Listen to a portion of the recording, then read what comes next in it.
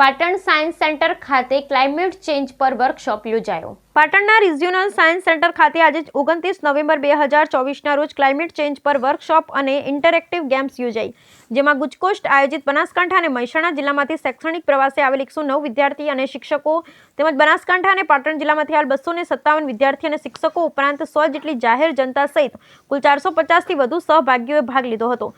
નિષ્ણાંત ગાઈડ દ્વારા ઇન્ટરેક્ટિવ મોડેલના માધ્યમથી સારા અને ખરાબ ક્લાઇમેટ, ગ્લોબલ વોર્મિંગ તથા તેના કારણે ભવિષ્યમાં ઊભી થતી ભયાનક અસરો, તેને અટકાવવાના ઉપાયો અંગે સહભાગીઓનું નિદર્શન કરવામાં આવ્યું। ઉપરાંત વિદ્યાર્થીઓ ક્લાઇમેટ ચેન્જ જેવા મહત્વના મુદ્દાની સરળતાથી સમજી શકે તેના માટે ગુજરાત સરકાર દ્વારા વિકસાવેલા ક્લાઇમેટ ચેન્જ બોર્ડ ગેમ્સનું આયોજન કરાયું, જેમાં વિદ્યાર્થીઓએ ક્લાઇમેટ ચેન્જ વિશે ખૂબ ઊંડાણપૂર્વક ગમત સાથે જ્ઞાન મેળવ્યું। બ્યુરો રિપોર્ટ ભરત ઠક્કર, ડીસા, બનાસકાંઠા।